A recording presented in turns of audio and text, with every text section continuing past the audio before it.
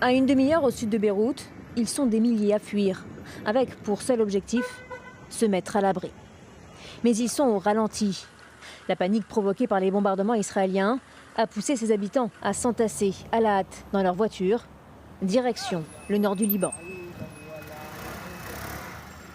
On ne voulait pas partir, on ne voulait pas fuir, mais on a des enfants en bas âge. On n'aurait certainement pas fui, on ne serait pas parti s'il n'y avait pas eu les petits. La maison de mes parents va être détruite. Ce matin, vers 5h30, 6h, il y a eu une explosion à côté de la maison à Abassieh. Et ensuite, plusieurs raids ont été lancés. 6 ou 7 raids. On est parti pendant les bombardements. On était à pied et du coup on a pris la voiture. Lorsqu'on marchait, il y avait des bombardements à droite et à gauche. C'était l'horreur. Un exode qui rappelle celui de 2006. Les images sont aujourd'hui les mêmes. Des stations-service prises d'assaut et des parents qui récupèrent en vitesse leurs enfants à l'école. Car ce lundi, plus de 1300 frappes israéliennes ont touché le sud du Liban. Là encore, du jamais vu depuis la guerre il y a 18 ans. Pour ceux qui ne savent pas où aller et qui n'ont pas les moyens de fuir, cette école s'est transformée en refuge. On nous a dit qu'elle était ouverte pour accueillir des gens. Nous n'avons nulle part où aller, nous n'avons rien. On nous a dit qu'il n'y avait pas de danger ici. La situation est tragique. Les frappes ont eu lieu juste à côté de chez nous. Dans la journée, l'État hébreu a prévenu les Libanais.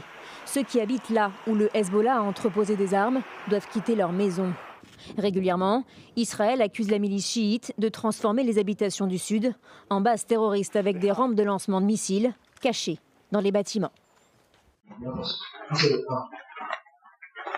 Les deux pays arabes.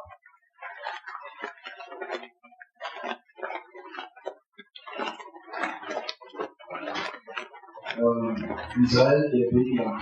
Pardon, le pays arabes. Mais je dis encore parce que les pays qui sont Israël,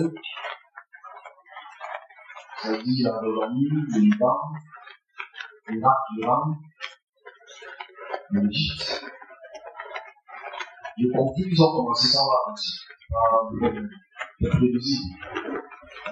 Beaucoup, c'est quand même beaucoup d'avance. Ici, la coalition arabe qui veut frapper Israël, bon, fait du mal à Israël. Mais ceux qui vont beaucoup plus en souffrir, les Palestiniens, les Libanais et les Jordaniens. C'est ceux qui vont beaucoup souffrir de cette forme. Je ne vous dis autoritairement, ceux qui ont souffert de ça, c'est les pays dont j'ai cité il y a quelques temps. Et voilà ce que je veux dire. Israël et les pays des donc, justement, les guerres continuent, le financement américain continue, le soutien occidental continue, et les pauvres Palestiniens continuent à souffrir.